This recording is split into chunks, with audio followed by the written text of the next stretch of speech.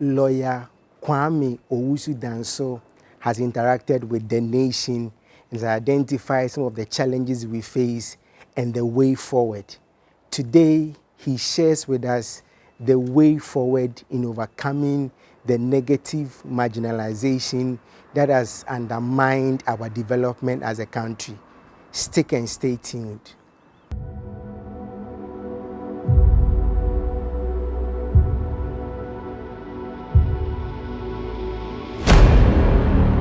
My name is Lawyer Kwame Owusu Danso, 2024 running mate for the Movement for Change, led by Alan Kojo Chematin.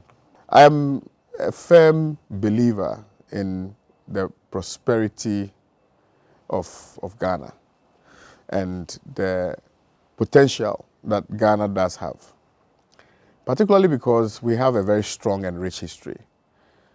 A history that explains the struggles of our forebears, a history that highlights the decisions that were made by our forebears, a history that tells us the possibilities that there exist if we decide as a people to push for change. I was privileged to be part of the last 2024 elections, and I came into close contact with the challenges that are faced by our people. And it got me very emotional in a sense that after 69, or well, maybe 69 years on, after we gained independence, we have not done enough significantly to change the lives of the good people of this country. It appears that when it comes to development, or we are talking about development, there's a huge disparity between urbanization and ruralization, where the focus and attention have always been on how we can develop the regional capitals, and even with the regional capitals, how we can develop regions that we think are worthy of development by reason of the economic benefits that that region would provide for the government. And so you would notice that all the developments that we are seeing are either in Accra, Kumasi, Takoradi, and Tamale, you know, and maybe Western region, right? And yeah, Western region. Western region because, you know, we have the port there. Greater Accra, which is the seat of government. But also we have a port in Tema. So that stands to reason why development is here. You look at the Ashanti region because it has a rich cultural history. And also because all the minerals of this country, all the wealth, if you like, of this country are embedded in the soils of the Ashanti region. So it stands to reason that the development will be really go there. Northern region, because we want to create the impression that we are bridging the gap between the north and the south. And so there's some pretense of development that, you know, is going to the northern region. Now, I believe that this huge disparity is creating a lot of problems for us. And as people, we must begin to find our voices. We must begin to understand what is contained in patriotism so that we will be able to effectively bring about proper change and development for our good people. One of the reasons for our inability to develop ourselves and to help all those people who live within the peri-urban and rural communities is by reason of the extreme partisanship plaguing our political enterprise. So you would notice that in this, unfortunately, that is by political design, you would see that it is only the NDC and the MPP that is, you know, either winning or losing. So in terms of the governance architecture from 1992 till date, it has been the NDC and the MPP. So we've only gotten used to two political parties. Now, so I would lay the blame squarely at their doorsteps because they have had the opportunity to govern the people. And I do not understand why they have not designed some policy prescriptions that will ostensibly bring about equity in terms of development. And so I'll blame them. I'll blame the extreme partisanship that every time a political party wins power, be it the NDC or the MPP, they are thinking about the next election. So they do things that are very superficial. They do things that are not thought through. They do things that are not sustainable. They do things just to whip up some sentiments and some interest. They do things that will fleetingly get the people to respond to, and then eventually those things are not sustainable. And so that is what is creating the problems. I remember traveling to Asankregwa and whilst traversing, the roads were terrible, absolutely bad. If you go to the Ochi region, for instance, there are some communities that do not even have potable drinking water. There are some communities that do not have, light.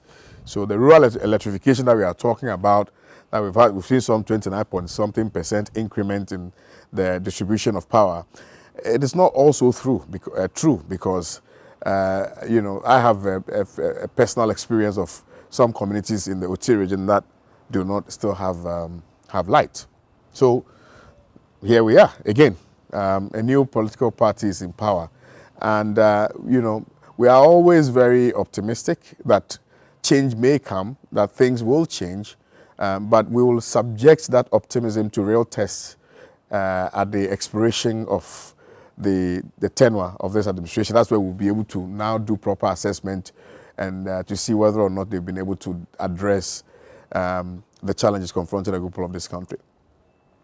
There's a lot we can do as a nation. But before I move on to the next one, I think it's important to address this fundamental derailing, issue relative to our development as a people. Now, the fundamental issue that I want to bring to your attention is the Ghanaian, who we call the Ghanaian, and what the Ghanaian stands for. The Ghanaian of yesterday and the Ghanaian of today. What did the Ghanaian of yesterday do correctly? What is the Ghanaian of today not doing correctly? You will agree with me that if you go back into history, if you go back into the struggles of our forebears, if you go back into history and try to understand what informed their ultimate decisions, you would notice that there was some deliberateness and intentionality on their part, and they had some belief system, the belief system firmly rooted in the belief in the Ghana dream, the Ghanaian agenda, the Ghanaian dream, the belief in absolute emancipation, the breaking of the shackles of colonialism. That was the unifying force. That was the qualifying triggers, that propelled our forebears to eventually gain independence for the good people of this country. And even after independence, albeit that there were some balkanized groups, the idea was one, that we should be free, that the Ghanaian people should be given the opportunity to self-govern. So they had a belief system, they had some ideology that they were rallying support for, that they believed in, and they wanted to, chart that path and to further that course, right? Now, you also do believe that the Ghanaian at the time was very interested in the country. Of course, they had their own flaws, but they believed in the nationhood of this country. There was no extreme partisanship. There was extreme patriotism, that people sat around the tables having conversations about, the possibility of Ghana developing to a certain point where the people, will benefit. And that is why you had people like Osagyefo Kwame Nkrumah, who envisioned, even beyond the number of years that perhaps, that whether he saw it, didn't see, but the number of years that he stayed in office, the dream that he had outlived the number of years that he stayed in office. And it is telling, because when you walk around the country, when you drive around the country, you see the monumental things which were done by the first president of the Republic of Ghana, the founder, Osagyefo Dr. Kwame Nkrumah. So there was some intentionality on their part, and there was some support from the generality of the Ghanaian people towards that dream, towards that agenda. Even if there was disagreement, the disagreement was to shape the belief system, to shape their social construct. So you can tell clearly that there was a direction. Now today, when you take a cursory look and a bird's eye view of the younger people that we have in this country, number one, some sense of entitlement, extremism, extreme partisanship. They don't love the country. They are not patriotic. When you give them an opportunity, they are expecting for you to come and spoon feed them rather than they taking up opportunities and bringing about change wherever it is that they find themselves. So clearly there's a huge disparity between the commitment levels of the people who built this or founded this country and the commitment levels of the people who are sustaining what we have, our forebears built over the period. And so it is important. I mean, you see that play out in almost every sphere. You go to the public institutions, and people are in a hurry. First of all, they get to the office very late at 9 a.m. When it is 2 o'clock, they're in a hurry to leave because of maybe traffic or whatever it is. They are ready to leave, right? And that's profoundly put by former President Kufuor. He said, I mean, in Ghana, the government is pretending to pay. Workers are pretending to work. That is what is happening. That's a reality, right? But must it be so? No, it must not be so. Let's just look at the carnage on our roads. Look at how drivers drive, without regard for the laws. Look at how police people behave. Some police people behave on our streets without recourse to the laws of this country. Look at how some teachers behave. Look at how some doctors behave. No love for humanity. Recently, we are told that some people were sent away by reason of the unavailability of beds, and the gentleman died. It sparked a whole outrage, right? There's no love. There's no love for the country. There's no love. There's no passion. People are not passionate. People don't care really about this country. The question is why? The question is why? In part, there may be some justification because people are saying that back in the day, the benefits that those our forebears got from the country, those benefits have been taken away from us. The freebies that they got, those freebies have been taken away from us. So clearly, yes, people will be upset about the system. But this is the time for us to have a rethink and a redirection. And we have to have a redirection as a people about what we want. Today, when people support political parties, they are expecting something in return. They are expecting to be appointed. They are expecting to be put into jobs. They are expecting the political parties to sack, the workers of the previous administration and then employ them. So it's a roller coaster. When this one comes, this one must go. When this one goes, this one must come. And that is how we are building this nation. And now there's something that is creeping in that people are afraid to talk about. I will talk about it. This thing about me asantini, na me chimney, na me dagumbani, na me frafrani, all those things are unimportant. The most important thing is that we are all Ghanaians. And this thing that is creeping in, if we don't nip it in the bud, very soon it will become a social canker that we can't contain. It will become very cancerous, eating into the fabric of our democracy, the fabric of our body politic, and we may not be able to deal with it, with the excesses. Deal with the excesses. And I'm free, and I'm say, and I'm say. We are all Ghanaians. That's the most important thing. We are enjoined to do things that will not violate the Constitution, for instance. Do things that will keep projecting the nation. We have to abide by the values and the principles that give birth to this republic.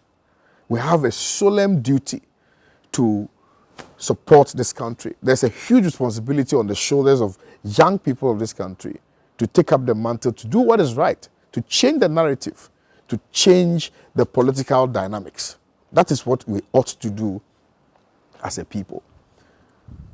So it doesn't matter where you are. I mean, if you are a trotro driver in Circle, if you are a market woman in Agbobloshi, if you are a teacher in Achimasafo, if you are a medical doctor who has been posted to Tamale, if you are somewhere in the Volta region, as an ECG official, if you're an immigration officer, if you're a custom official, okay, wherever it is that you find yourself, you must work diligently in support of the Ghanaian dream, in support of the Ghanaian agenda.